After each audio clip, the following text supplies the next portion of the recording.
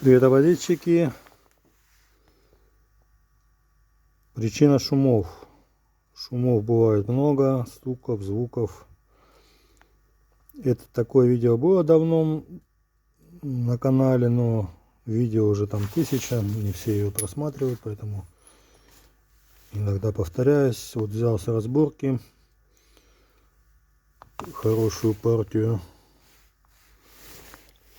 толкателей живых выбрал, выбраны живые для установки на Днепр, ну и на Урал когда-никогда. И кто уже понял, вот видим ощутимый значительный износ.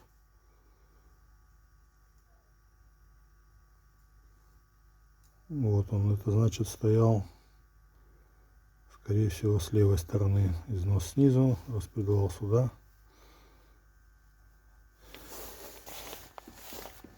То есть толкатель болтается в картере и шумит. Поэтому для этого давно придуман, чтобы не втулить, это целое дело, фиксатор цилиндрических узлов. То есть разбирается все, обезжиривается, обе поверхности намазываются, наносится тонкий слой и вставляется опять. Да, в эту приблуду сначала не верится, но подшипники, которые под своим весом пролетали, вот, например, центральная опора Явы мы испытывали, приклеили, потом прессом мы их не смогли сорвать. Потом вот недавний яркий пример, японская машина, все родное, но крестовина в вилке болталась несколько десятых. И товарищ также воспользовался фиксатором. И, о чудо, она ездит, крестовина, а там нагрузка, мама не горюй.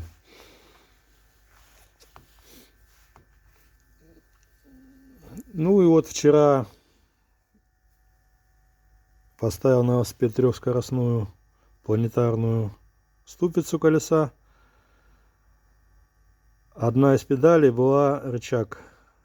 Ремонтирована, завтулена резьбовым гужоном. Ну, в алюминиевых рычагах такое бывает. Если не затянул, сразу не заклеил, резьбу может расшатать.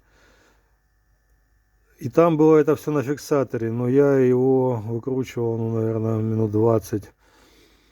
Хотя я и нагрел. Вот даже мап-газ кончился, надо сегодня купить новый. Даже и прогрел, но рычагом полуметровым я его вращал. И только когда уже середина, половина резьбы выкрутилась, тогда так еще более-менее пошло. И сразу как идея, эти толкатели хочу ставить в Днепр, а они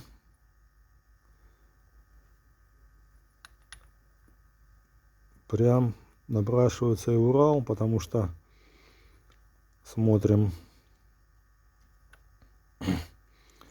буквально, можно и померить.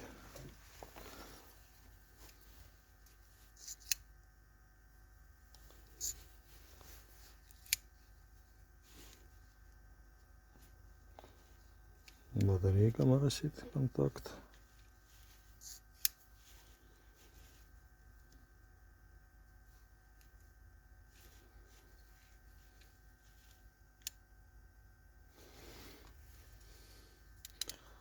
Урал 2390, 24 должен быть он по факту. Вот 24 там, где не изношен. А газон, газ 25. Все, можно поставить будет как эксперимент, потому что этого сейчас уже вот бэушных нашел, за новых просят деньги, качество неизвестное. Вот тут зачастую смещение неправильное. То есть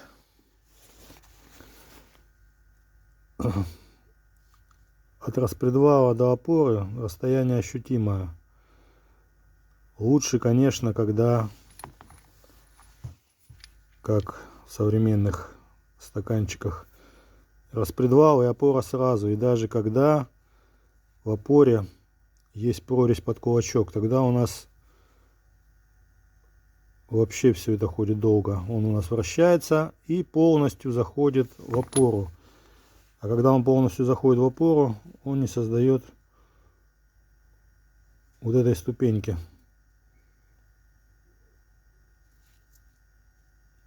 Люфта нет, ну то есть минимальный.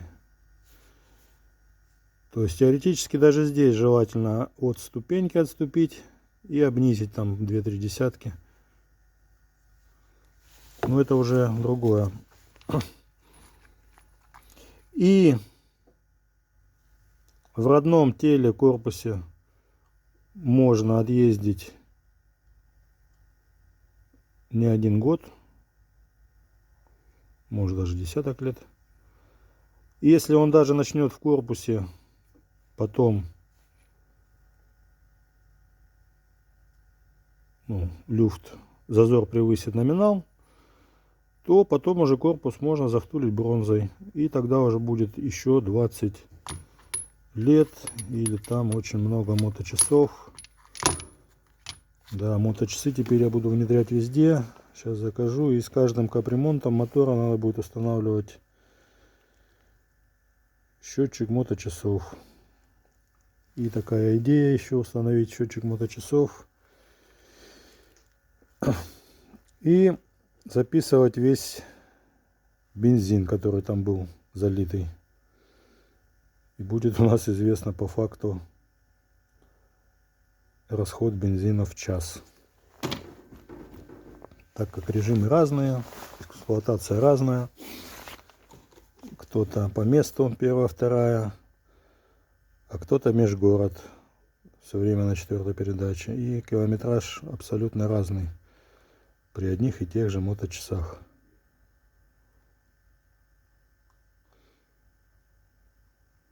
Все, до следующих видео.